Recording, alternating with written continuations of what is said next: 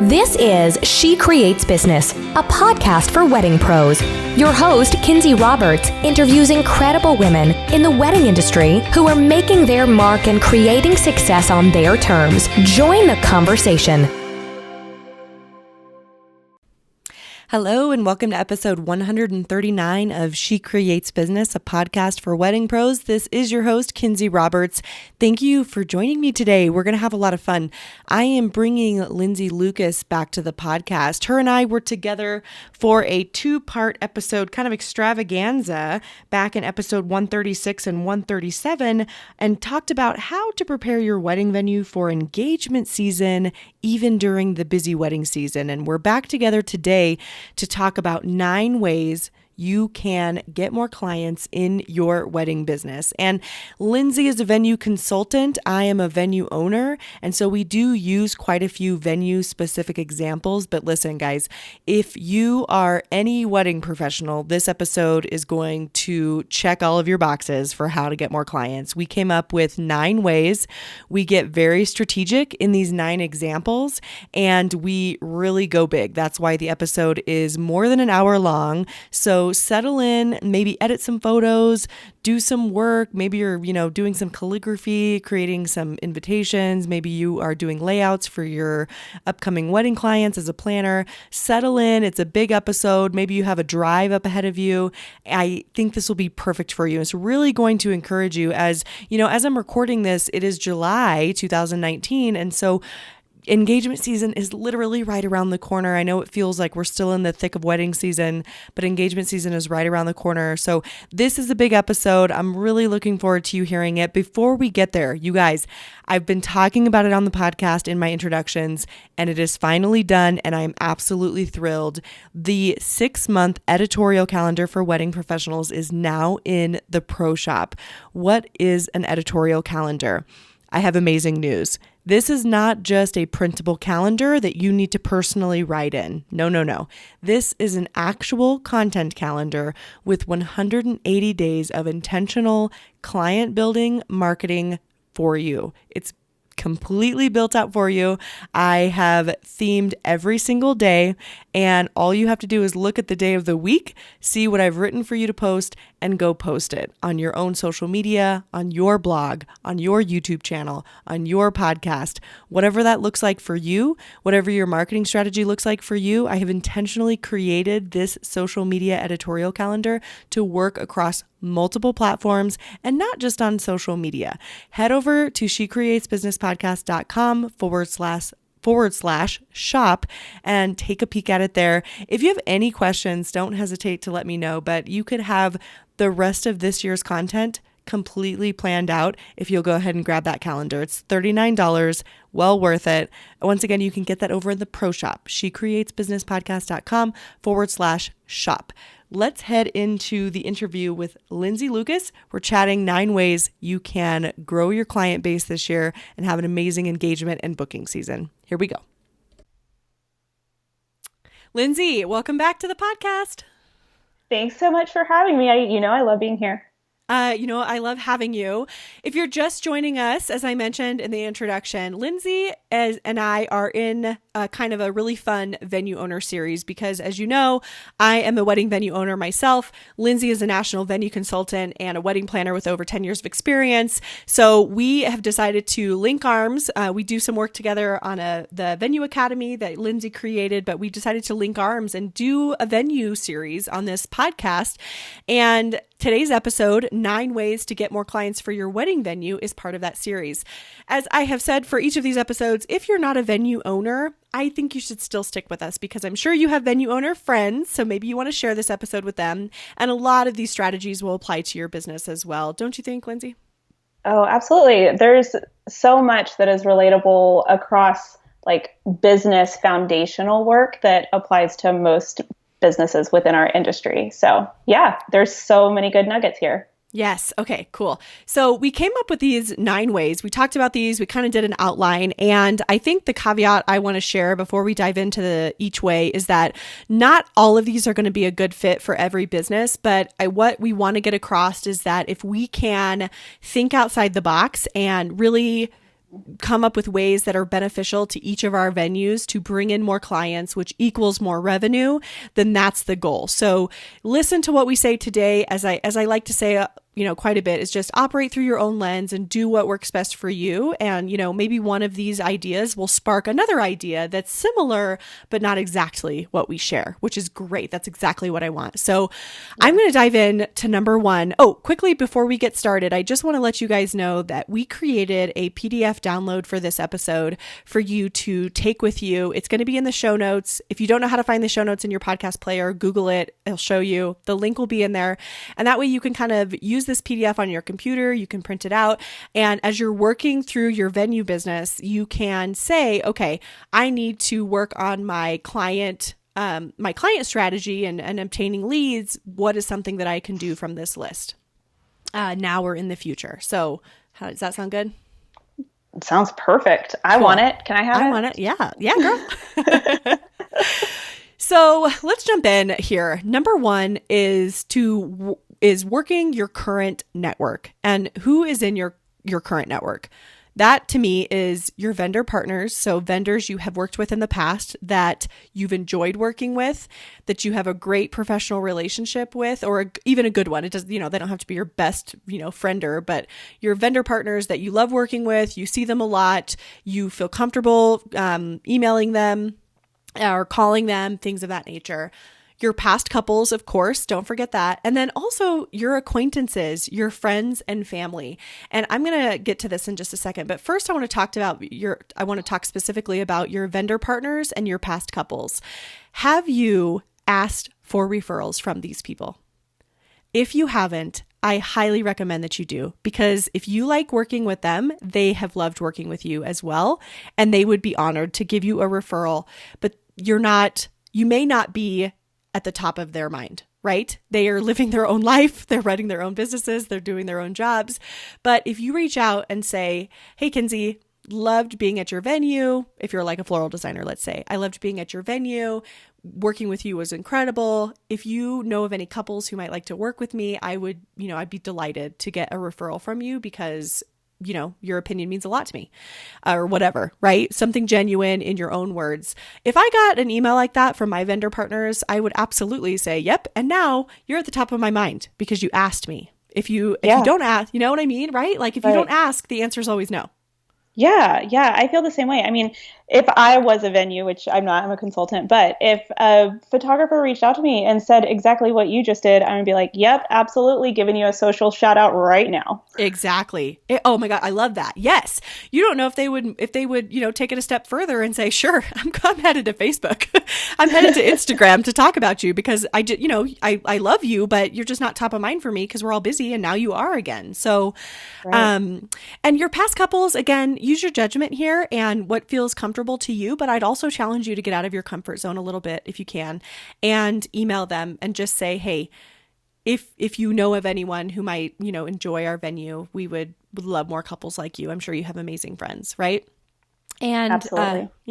I think that, tell us about, I think we touched on this in a previous episode, but I'd love for you just quickly touch on the review email. I feel like this could be a good add-in to the review email. Oh, absolutely. Yes. So I send out a review request email to our brides in my planning business, and we have that email scheduled within the workflow to be sent out 7 days after the wedding, because the average honeymoon lasts about 7 days. So in my mind, I'm picturing those brides coming back, nice little sun-kissed tan, all blissfully happy on the tail end of their honeymoon, popping into their inbox, and my email is at the top of their inbox. And it's just going over how amazing it was to work with that bride. We loved having her. We loved hosting their wedding. They were such an adorable couple. Would you mind leaving us a quick review? We would love to attract more brides just like you. Here's a link to our Google listing. And then, like Kinsey mentioned, I think that it's a brilliant idea in the footnote of that email to just simply say, I don't know if any of your bridesmaids or your close friends and family members are getting married, but you are such a joy to work with. I would so appreciate any referrals that you might have. I'm sure if you're friends with them, we loved you so much that we would love them too. So I think that it's brilliant to ask for that in the footnote of that email. I like it. That's such good verbiage. Thank you, Linz. Yeah. So friends and family, I did want to touch on this really quickly because you're probably thinking, well, duh, Kinsey, my friends and family know what I do already. They know I have a venue, and that's great. Mine do too. But do they know how to refer you business? And that means, do they know who your ideal client is? I'll give you an example. My mom, bless her heart, Linda, if you're listening to this, you're amazing. My mom knows I own a wedding venue, obviously, and she tells everybody about it because she's super happy for me and super proud of me. But are all of those people ideal clients or people who could refer me ideal clients? No, not really. So would it be beneficial for me to say, hey, mom, when you do tell people about Vista View events, could you do it in XYZ way, or just let them know Kinsey owns, like give her a little snippet, give her a little, I should give elevator pitch. Exactly. Thank you. I was trying to think of the word. I was thinking, give your mom a little elevator pitch that's not, she doesn't have to sound like a robot, but that's just really quick. So she could just say, yeah, Vista View events is blah, blah, blah, blah. You reach out to her. She can give you more information, and then give them my website, and that's it. Right? Instead of just telling, I mean, word of mouth is all good, but there are, if we had that consistent message out there, how powerful would that be? Right? And you don't need to Facebook messages. Don't hear what I'm not saying. Please don't DM all of your friends and say, here's the elevator pitch for my venue. Please do this from now on.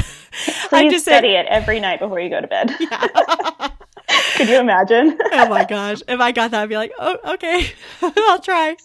But I just mean, is there, those people you are really close with who are your number one champions and are really, shouting you from the rooftops every day, like my mom?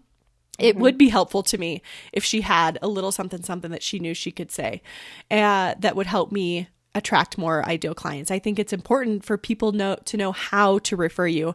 And I believe in that no matter what business you're in. I'm talking specifically about venues today, but any business, people they have to know how to refer you.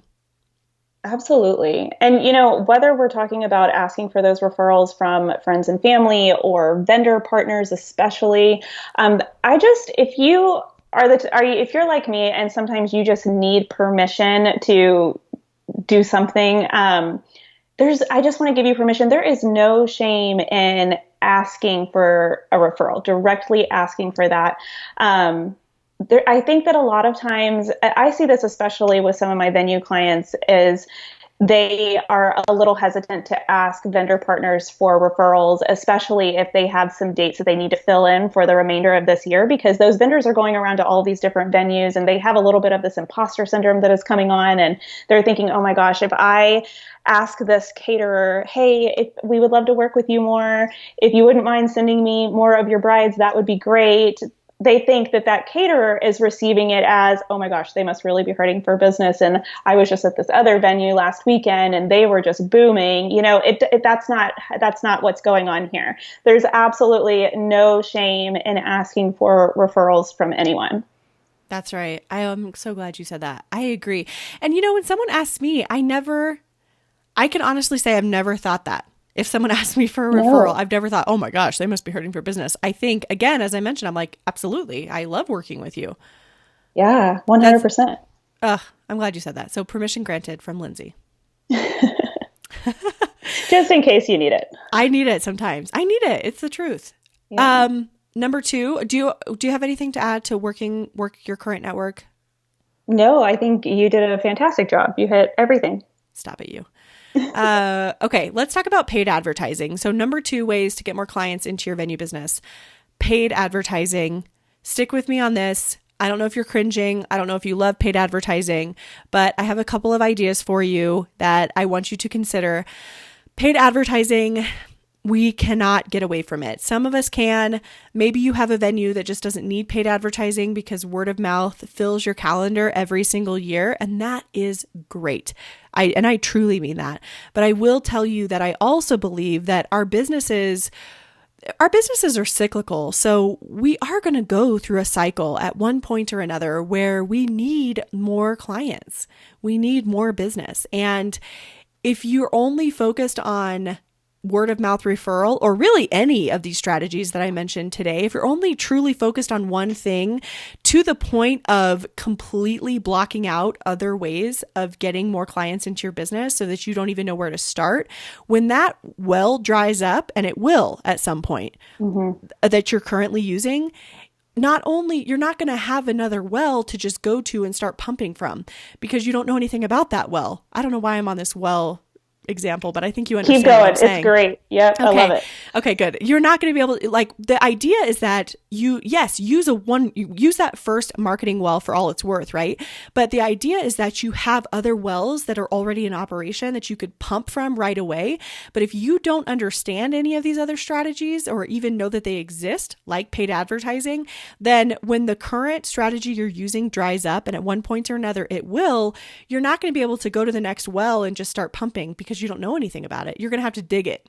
So it's like that saying, dig your well before you're thirsty. So yes, keep doing what you're doing. I'm not saying that. Don't divide your attention. Keep doing what's working to bring clients in. But paid advertising and all of the strategies mentioned today could be other forms of client producing activities for you. And it's important that we at least have our finger on those pulses so that we know we can go to them and that we know enough to be dangerous.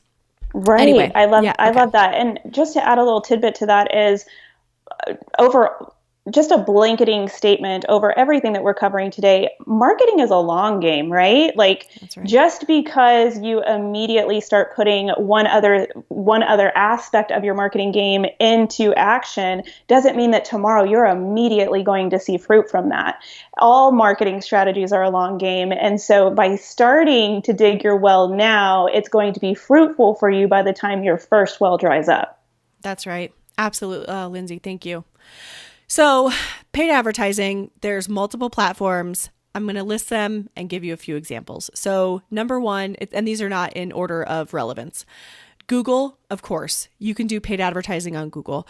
We do paid advertising on Google. It's probably my least favorite because even for me, it's hard to understand. I don't really, I get it and I understand it. We've seen a little ROI from it, not a ton, but I want to get better at it. That's the point. I know how powerful Google is, so I want to crush it. And, working on your Google strategy and using their paid advertising platform in combination with making sure your SEO strategy is on point. And then, I'll take it a step further in combination with potentially having a YouTube channel, which is owned by Google. Mm-hmm. What would that do for your business? Yeah. So getting a little, like I say, getting comfortable on Google's paid platform, understanding enough to be dangerous, I think it's important. Number two and number three, they go hand in hand, same company, Facebook and Instagram. Those being able to advertise on those two platforms and understanding it and doing it well, I think will be imperative for all wedding businesses at one point or another. You may be thinking, oh, I don't like Facebook. I don't like Instagram. It's not what it used to be, et cetera, et cetera. But listen, there is nothing like the targeting on Facebook and Instagram. And if you can dial it in and drill down and understand targeting on those two platforms, I think that it could really help your wedding venue. And listen, dive in very simply. I have 2 ads running right now and I'm spending $1 a day. And that's nice. it. Yeah, that's all. I just want to spend $1 a day because why? Because I'm going into wedding season and I don't have time to manage my ads with a fine-tooth comb, but I don't want to stop my paid advertising on those 2 platforms. So I dropped them down to $1 a day. I'm advertising on Facebook and on Instagram, and I'm going to leave it that way for the whole summer. So at the end of the summer, I'll have spent $190 or whatever. And I don't care. As long as Facebook knows I'm still in the game and my ads are performing well, I'm going to do that. So, but then when engagement season comes around and I have more time to spend managing my ads, managing my budget, managing the copy, looking at the conversion rate, then yeah, I'm going to bump up my budgets again. But I want to maintain during wedding season. Mm-hmm. Such a good point. I'm going to actually, I just wanted to log in actually really quickly to my Facebook. I'm going to tell you guys exactly how much I've spent so far. And because I just created a new one. So I'm going to tell you exactly how much I've spent and how many people I've reached. Let's take bets. I am going to say that it is less than the cost of a latte at Starbucks. It's literally less than a cost of a latte at Starbucks. Yes. So this new one I just created, I have a couple other ones running as well for $1 a day, but I did a local business promotion with a learn more button, and it's going to run through July. And it's just one of my favorite pictures of our venue. And I've reached 1,400 people, and I've spent $5. Nice. I've spent $5.61. So less than a latte at Starbucks. Less than a latte at Starbucks. That's right. And my cost per 1,000 impressions is 0.004. That's amazing. Mm-hmm. So and there are some other insights on there that you guys can look at. Like I can see how many website leads I've had. I can see link clicks. I can see website conversions, et cetera, et cetera. But anyway, during wedding season especially, or even just to get your feet wet, if you have not marketed on these two platforms before, don't go crazy and be like, yep, I'm going to throw $500 at it. And if it doesn't work, then I'm going to curse it and never try it again. Start super small, spend $1 a day, have some great copy, have a good photo, or even better, a video of your venue, and see what happens. The next one I want to talk about is Pinterest. Now, I'm not a Pinterest pro by any means. Lindsay and I both have recommendations for who to go learn about Pinterest from. Simple Pin Podcast, hosted by Kate All. I really enjoy that. It's great for Pinterest information. And Lindsay, who's your recommendation? I love Vanessa Kynes. I believe her new course is still live, and I think it's called Pin Progress. And she does such a good job of breaking down Pinterest knowledge. Even to my non-techie self, I understand it as well, which is nice. Yes, agreed. So two amazing resources for Pinterest. Neither one of us are Pinterest pros. That's not what we're saying. We're not pros on every single thing on this list. We just want to make sure you have the information. Pinterest, paid advertising on Pinterest. Again, that can be, I feel like if you can drill down and become, and just know enough to be dangerous on that platform, Pinterest is where our couples are. I mean, are they not? Like they are on Pinterest. Yeah. We are in the wedding industry, folks. If you are not doing something on Pinterest in one way or another, then we got problems. Stop this podcast and go create a Pinterest page. I'm just kidding. Don't create your Google listing. Yeah, exactly. Exactly. So that's all I'm going to say about Pinterest. I've run a few ads. I can't tell you that I've seen conversions as far as this ad brought in a bride. I won't say that because I haven't spent enough time on there, but I will say that it drove quite a bit of traffic to my website, and I'm happy with that, especially with a few, because now I know how to do that. And I have a few projects coming up for my venue. I'll tell you about those later, that I'm really excited about, that I really just need traffic for. I don't necessarily need a bride in Colorado for. So I'll get to that later. That's a whole nother podcast episode. But anyway, so off of Pinterest, does that feel pretty, anything you want to add, Lindsay? Oh, that's great. I mean, my knowledge doesn't go very deep in Pinterest, so I probably shouldn't comment on Pinterest, but definitely check out those resources. They're fantastic. Yes, I agree. So two other ones I wanted to mention are ones that you probably weren't thinking of as far as paid advertising is concerned. And I thought that these might be helpful to mention so that we could I kind of just want to get you thinking outside of the box. So the first one I want to mention, and this is especially for my venues who specialize or want to add a package to their venue for corporate retreats, corporate gatherings, corporate social events, corporate retreats, et cetera, et cetera. And that's LinkedIn. Did you know you can do paid advertising on LinkedIn? So if that's your target audience for some, in one way or another, those corporate clients, you know who plans those? HR managers, corporate event planners, and those people are on LinkedIn. So if you are advertising on LinkedIn because you want to attract that audience, you can really drill down and get people in your area who have certain job titles and things of that nature. So I would look into LinkedIn ads if I were you. I have not personally run LinkedIn ads because we are not really in an area to do a lot of corporate stuff. I live in a rural area, but I would encourage you to take a peek at that. And then the final one I want to talk about with paid advertising is Spotify. This is interesting, and I don't know if I'm going to explore it for our own venue, but I want it to be an option. I'm looking at it. I'm kind of thinking, maybe, our couples are definitely streaming music online. They're millennials. Spotify allows you to create audio ads. And I don't know much more than that, but I know that it's an option. And I think that I'll link to their audio ad page in the show notes so that you can kind of explore it a little bit too.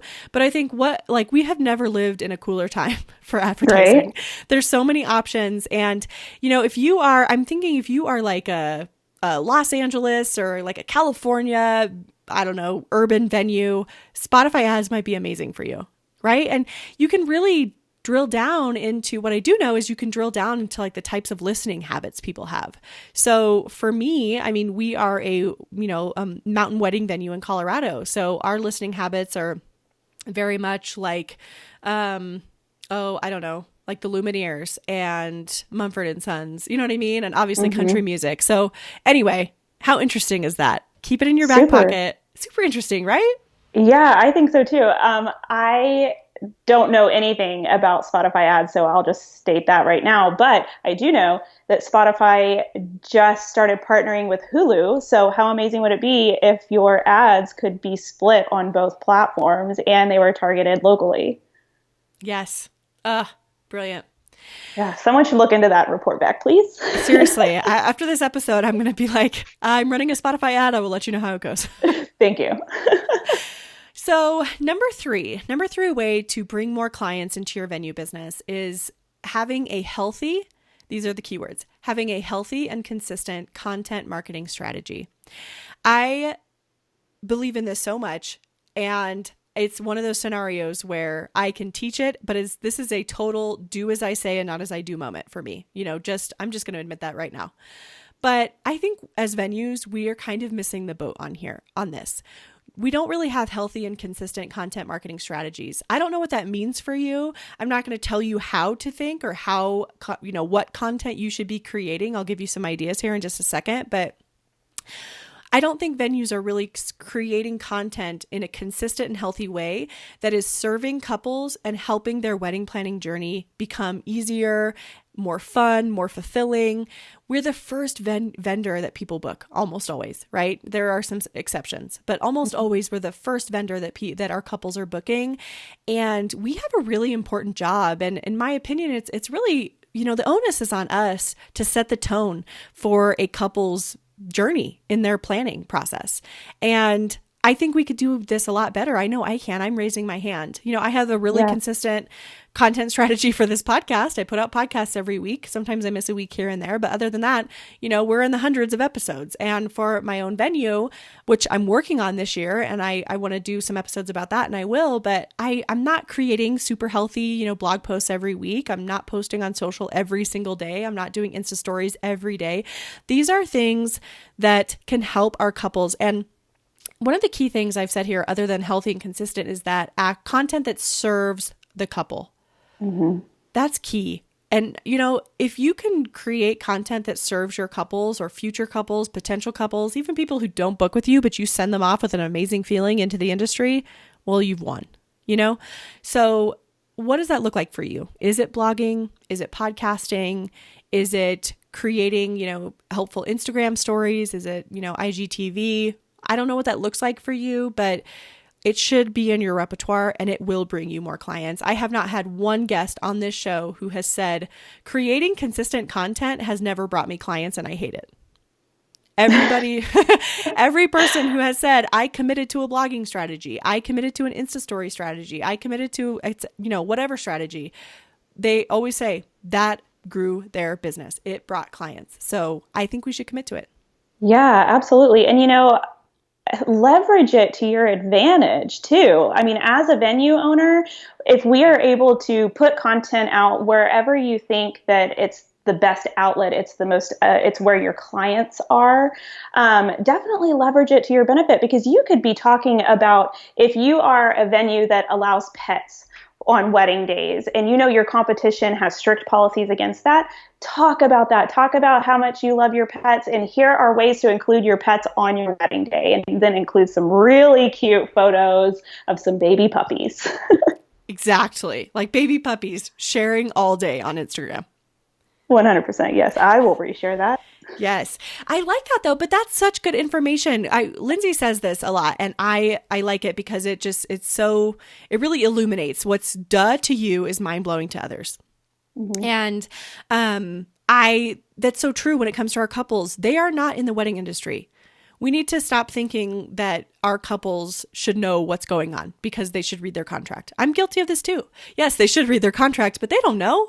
They're not inundated in the industry like we are. So what's duh to us is mind-blowing to them. You know, create a blog post about what is a hotel room block. My brother asked me this the other day. He's getting married. Yay. And he texted me. He's like, you know, well, how do I get a hotel room block? What even is that? Like, because he's never planned a wedding. He's not like an event planner. He doesn't know. There is no situation in his life where he has ever had to get a hotel room block. And that's the case for a lot of people. Yeah. You know what I mean? The only reason I know what that is because I have been involved in the event space in one way or another for a while. But for other people, they, you know, maybe they're PR people or maybe they work in tech or whatever. They're not out there booking hotel room spaces. That's good information. And it's a question that I've been asked before. Right. And then plug your venue. Like, that's right. Here at Vista View Events, we partner with the Hilton and you get a discounted rate. So Boom. There's no harm in, like I said, leveraging and having a good strategy behind your content that is also coming full circle and promoting your venue again. Thank you. Yes. I'm putting that. That's your quotable. Come full circle and promote your venue. Number 4, speaking of coming full circle, is aligning with other vendor partners to create something new in your venue business. What does that look like? The example could be an all-inclusive package. That could work for my venue potentially. We do not have an all-inclusive package right now. We just offer, you know, what our venue offers and then we refer out to other vendors, but we could partner with other vendors in our arena like caterers, planners, floral designers, etc., and create an all-inclusive package for one price that the couple pays and then they get everything. Is that something you could offer? That's the example I want to give you when it comes to aligning with vendor partners to create something. And it doesn't even have to be, you know, all-inclusive could mean a couple of things, or not the words all-inclusive. That does mean all-inclusive, of course, but that you could do this in a few ways. Could you partner with a planner? Could you bring a planner on to be your in-house planner? You could bring someone to be your in-house floral designer. It makes you both more marketable is what I'm saying, to create something new that you don't currently offer. But the questions I want you to ask before you do this is, number 1, is it viable in your market? You know, there's some markets that all-inclusive, that's not viable because people want choices and they want to go out and find their own thing. You might be in a market where DIY is where it is at and they don't want to have to pay for a bunch of professional vendors. You might be in an area where it's a luxury market and they do want all professional vendors, but they want to choose who they are. They don't want you to choose for them. They have, you know, very specific ideas on who they want their photographer to be, et cetera, et cetera. So that's important to ask yourself before you start aligning with these vendor partners. What do you think, Lindsay? Yeah, absolutely. I think that that's a great idea. And then also going back to your brilliant idea that you implemented, I forget which episode it was that you talked about this, but that survey that you sent out to all of your couples, did any of those couples on the surveys that were returned, did they express any interest in a particular area that they would have liked for your venue to provide for them? Yes. Oh, you know what? I'm so glad you said that because I'll give you an example with our venue that we are actually talking about right now. We just don't, these are logistics. So this is not necessarily aligning with another vendor partner, but it is creating something new that we could offer that would bring in a new revenue stream. So one of the things that we've discovered at our venue, and again, because I'm in a rural area, we do have vendors for some parts of a wedding, but they are located far away. So travel fees are kind of a, you know, pain in the rear end, or we don't have a great vendor to recommend. And in the case of hanging stuff in our rafters and our ceiling, of course, it's very high. It requires a scissor lift. We have to refer out to a professional, but they're very far away. They're like an hour and 20 minutes away. So we've been talking about potentially offering that as an a la carte service for couples who want to hang drapes, lights, etc. in our rafters, which we get all the time, and making that an option and charging for it. I love that idea. Right? Like that is just, it comes up and we have the benefit of being on a ranch. So we could come by a scissor lift easier than most, I imagine. Yeah. But you know what I'm saying? It's just something that we're already doing, but we don't have a process around it. So it's kind of turning into a little bit of chaos. And it's something we could be charging for. And we could do it well. We already do. Yeah. So Anyway, just wanted to give that concrete example. Number 5 is creating local workshops or experiences at your own venue for potential couples. So this is important. I want to make this super clear. Please only host workshops or experiences that speak to your brand and that are a good brand fit. This can be difficult, especially if you are not the person planning it. I know it can feel, and it is, if you have a planner friend that you can align with who will totally represent your brand in the way that you want them to, then go for that. Absolutely. They're the professional. But this can feel a little hard, I think, for venue owners. And I'll speak for myself, but I'm sure there's some venue owners listening where we feel like it's hard to let go of people coming into our space that we have nothing to do with, aside from weddings. I'm talking about like workshops and that sort of thing. It's hard to let go of our brand because we want to be in control of what happens at our venue, because we want our venue to be represented in a certain way. And so plan these yourself is what I'm saying. If you feel like you can do this in a way that would benefit your business from a revenue and a client perspective, I don't see there's anything wrong with planning them. Or like I said, align with someone like Lindsay. She's a wedding planner. I know that she would represent my venue extremely well, and I would be delighted to have her plan something at my venue. So if you have friends like that in the industry, align with them, but don't do stuff at your venue. Don't plan these workshops or experiences or say yes to things that you just are saying yes because you feel guilty. Like, ugh, they're so nice. Yeah, sure. If it's not a good fit. Yeah, I love that. Mm-hmm. In addition to kind of creating these local workshops, one of the things I wanted to say is to give you some examples.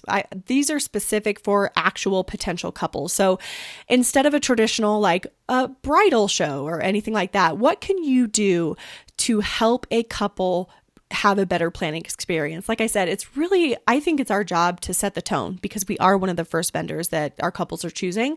So can you do a planning 101? Can you do what else was I saying before the call, Lindsay? Like a planning 101, if you are a DIY venue, doing like a DIY floral or a, centerpiece or DIY flower crown, that could be a good fit. Again, make sure it speaks to your brand. If you are a luxury high-end venue, then hosting a DIY centerpiece workshop is not a good fit really, because you probably require professional vendors. So just make sure things are a good fit with your policies and things of that nature. Yeah, definitely. And even hosting if you are that luxury venue and so doing a DIY floral workshop isn't ideal for you, maybe you create your version of that to where it's like you're targeting brides and you're partnering with a gifting company that does like personalized box gift sets that brides can purchase to propose to their maids. Will you please be my maid of honor? And they're actually coming and setting everything up for you, and the brides are picking and customizing their own boxes, and they leave with 8 boxes to ask their bridesmaids to be a part of their wedding. That's a luxury feeling type of workshop for that type of clientele. Yes, I like it. So this is a little similar, but number 6 to bring more clients in is expand your offerings to bring in different clients. And that means people you're not already serving. So if you have been in the wedding game, you know exactly how to bring in those wedding clients, but you are like, gosh, we sure could use more Thursday events or Sunday events or, multiple day retreats during the week, then expand your offerings to corporate meetings and retreats, municipal events, city events, schools, date nights. Can you host industry events that are for industry partners, not for couples, but for industry events, for any industry? I mean, could you become known as the industry for local entrepreneurs? Like, Vista View Events that's definitely the place. Every month they host a really cool local entrepreneur night out, and you always learn some sort of marketing technique for your business. I don't know if that makes any sense. I just made it up. Yeah, no, it totally makes sense. We have something good like that here. Woo, okay. I was like, wow, does that make any sense at all? But that would be something to think about. Now, the caveat here is that I really encourage you, and I know I mentioned it a little bit already, but only expand if you're ready. If you are having money issues, if you are having a revenue flow problem, expanding and creating work on the back end that you may not be ready for is not the answer. This is the answer if you are looking to bring more clients in, if you are crushing it in one area of your business. I mean crushing it. I don't mean, you're making $1 million. I just mean you feel very confident in that area. You're booking in that area. It's very streamlined. You have processes. Then now we can think about expanding into new markets because our back end isn't going to be a mess. This is not an answer of, whoa, we're in the red and we're not going to be able to pay our loan if we don't get more meetings. I mean, it could be the answer, but 9 times out of 10, it's actually, becomes a problem because then that thing you're really good at starts to suffer because you're so chaotic and unorganized in this other realm that you randomly added onto your business. Number 7 is in-person networking. So this is a little bit different than this is different than working your current network. This is in-person networking, the actual activity of intentional networking. Are you going to your local industry events? And I've talked about this before. If you are you working? Are they working for you? Have you booked couples from them? Have you made really great friendships? Have you at least, maybe done projects together that have brought couples in? If that is not happening for you at all, I have some advice for you. Number 1, if you're not going to any of industry events, or if you are and they're not working for you, here's some advice or some tips. Number 1 is to set goals for each event. There is nothing wrong with intentional networking. Stop wasting your time and going just to have awkward conversation at the dinner that they put together that's super pretty because a designer did it, but you have no reason to be there and you find it hard to make small talk. Set goals. Are there people that you want to meet there? Are there other vendors that you really, really want a chance to work with? Is a speaker coming for that event that you want to introduce yourself to?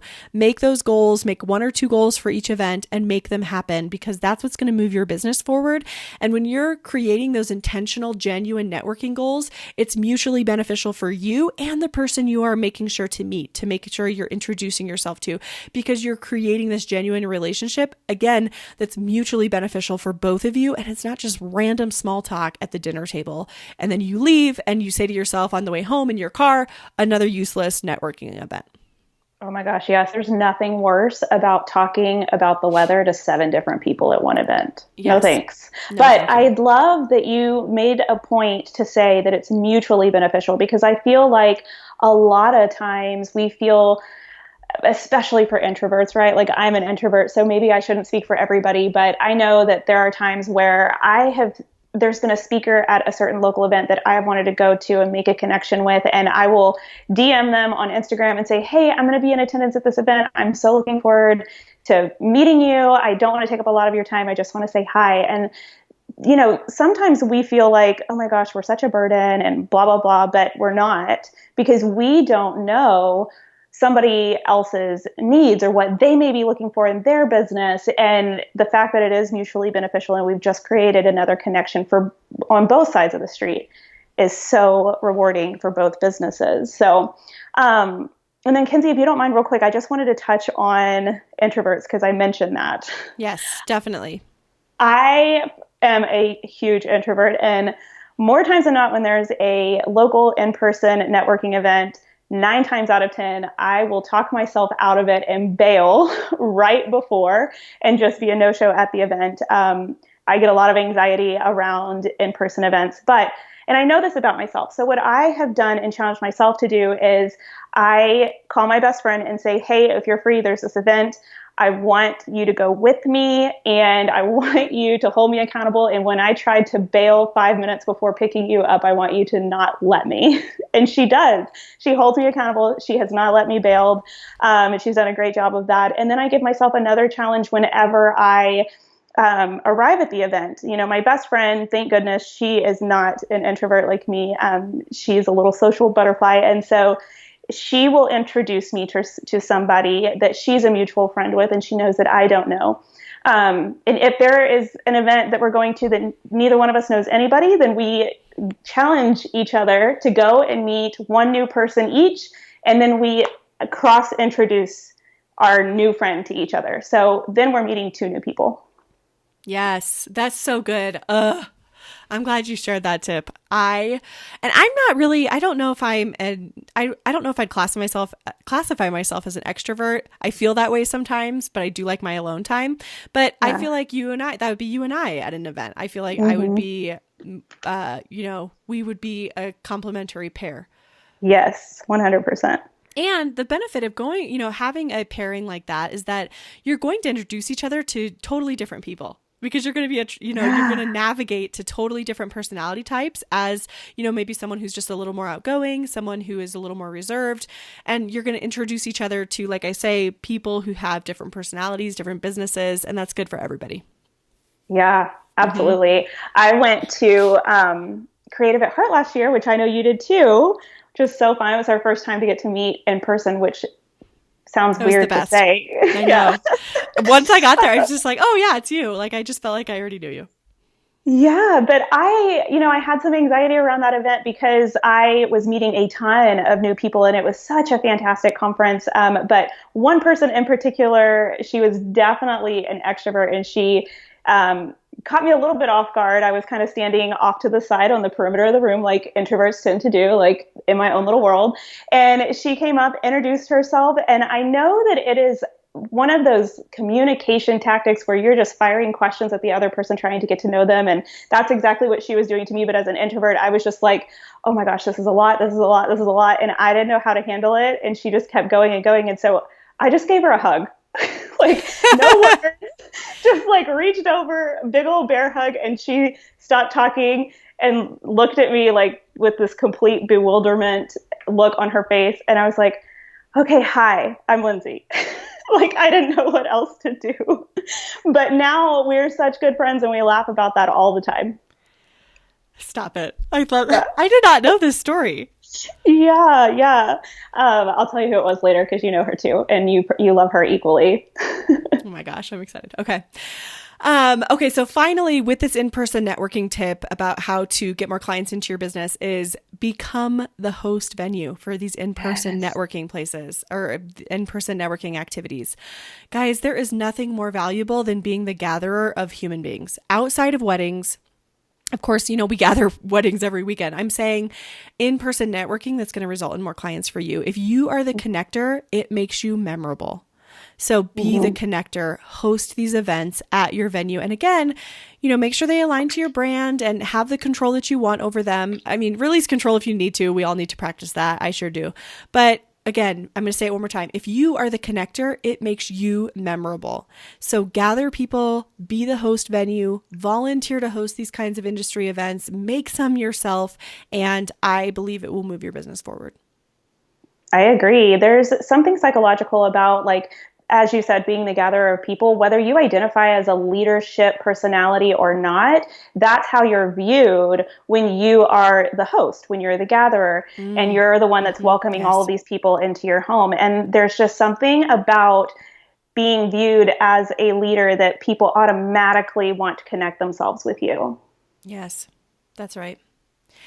Number 8 is how to bring more clients are directories. And I know I've mentioned directories on the podcast quite a bit, but I want us to get intentional about our directories. And specifically for this tip, I'm going to focus on our regional directories.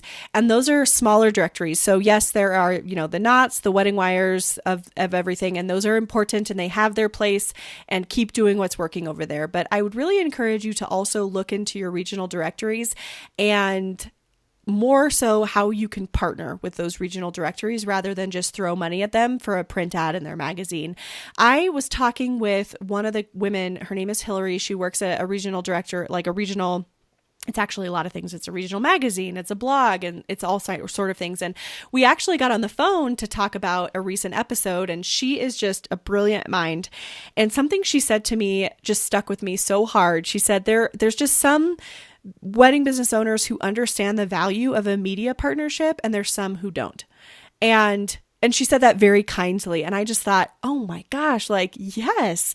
And I feel like I'm one who maybe doesn't yet, I'll fully admit that. And so as I was researching options for regional directories, regional blogs who really have a great following, what I noticed is, and I feel like we've mentioned this before, but what I noticed is that they just offer different kinds of advertising over those larger directories. And again, they both have their place, but if you could focus on these regional ones, for 6 months to a year and really develop like what Hillary would call a media partnership with that regional directory, how valuable could that be?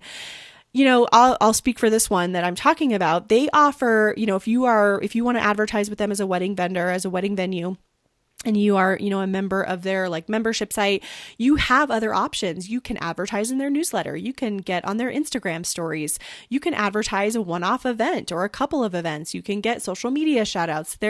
You see what I'm saying? It's not just a slap your homepage here, like here's just a directory listing and bye, don't call us until it's time to renew, right?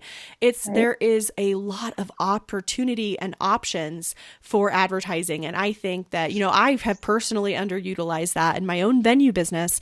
And I'd be interested to know if that's the same for you. And could you benefit from that? Is there a regional publication in your area who offers all of those options? And would it be worth it investing your time and money in those options? And I believe the answer is yes.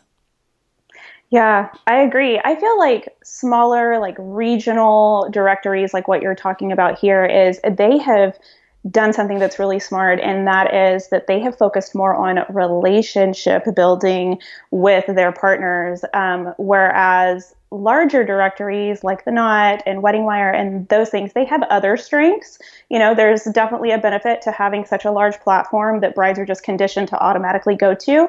But building those relationships definitely is not one of their strengths, where it is on those regional, more smaller scale directories. That's right. They can, and they have that capacity. They have the capacity to build relationships. And again, they both have their place, right?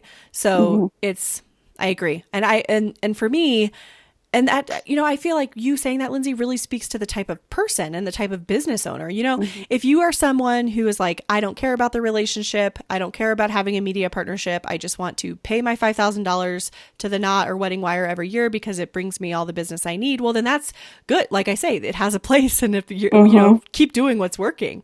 But if you get to that point, like I say, where you need more clients, if that one well is dried up, this is an option. Definitely. So finally, we are at number 9, which is our last tip for getting more clients into your venue business. And that is to get extremely serious and understand where your ideal clients are hanging out outside of wedding planning, completely outside of the industry, and go to them instead of trying to make them come to you with all of your stuff and all of your messaging.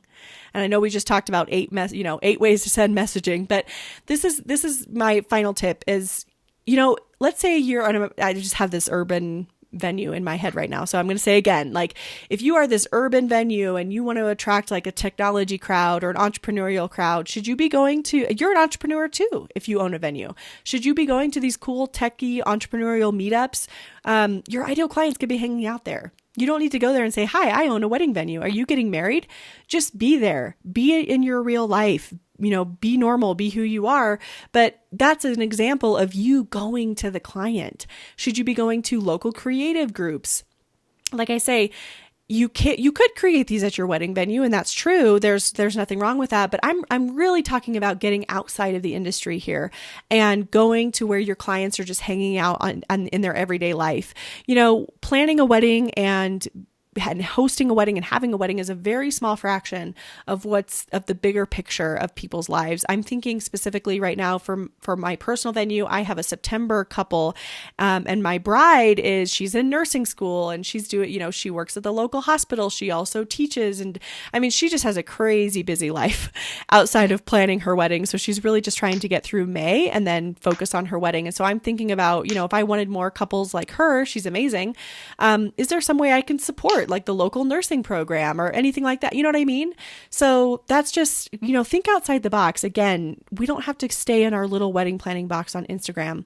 And that's the only way there is to get clients. The other thing is, I mentioned this before, but I want to kind of frame it in a different way, is create a local class at your venue, but create it as something you're good at. I know a lot of you listening are amazing at social media, and I know you could teach other businesses how to use their social media, how to use Instagram, how to use Facebook to get more business. that would be an amazing program for you to create at your own venue. It's irrelevant of weddings. It is something you're good at. It's something you're teaching. It's going to keep your skills sharp because you're now the teacher. It's also going to introduce you to new people. And again, it goes back to you being top of mind. People sitting in that room may not be getting married, but guess what? I bet they know people who are. And now you're extremely top of mind because you've done an in-person workshop with them. And being in person is the easiest and fastest way to make a connection with a person and build that know, like, and trust factor. Oh, I love that. I love that. Sometimes we definitely get stuck in our own little bubbles. And so I love that you're challenging us to get outside of it. Yeah, same. I need it. And you guys, the thing is when I was creating this list, I was thinking, gee, what are things I need to do to bring more clients into our venue or any business, right? Any wedding business, any business in general. Because like I say, and I just can't say this enough, at some point, the well we have now is going to dry up. So we have to have other ways to bring clients into our business. And business is cyclical. And you are going to go through cycles where, gosh, it feels like we are not getting leads. We are not booking. What's happening? I mean, this is just a list of 9. There's so many other ways. I'm thinking of, different ways to change your tour process and to increase sales. But anyway, I wanted to give you these 9 options, and I feel like we kind of gave you examples for each of these 9 options to touch on. And like I said, there's going to be that PDF guide to take you through each of these options and some space for you to write your own ideas as well. Love that you're including that. Thank you, madam. It's in the show notes, you guys. And once again, if you don't know how to find the show notes in your podcast player, I don't know which one you're using, so it's really super easy just to go to Google and ask Googs how you can find the show notes in your podcast player. That is all for us today. Thank you for joining us. We'll be back with some more venue-specific episodes. This has been a really fun series. I don't see us stopping anytime soon. We have some more fun venue content coming up for you. And, as other vendors, stick with us. It's all good information, and share it with your venue friends. Lindsay, thank you again for being here. Appreciate you as always. And I can't wait to have you back. Yeah, thank you so much for having me. It's always fun hanging out with you. Thank you. All right. Bye-bye, my friend. Bye. Thank you so much for listening to She Creates Business. Please take a minute and head to iTunes to leave an honest review so we can help more wedding pros find the show.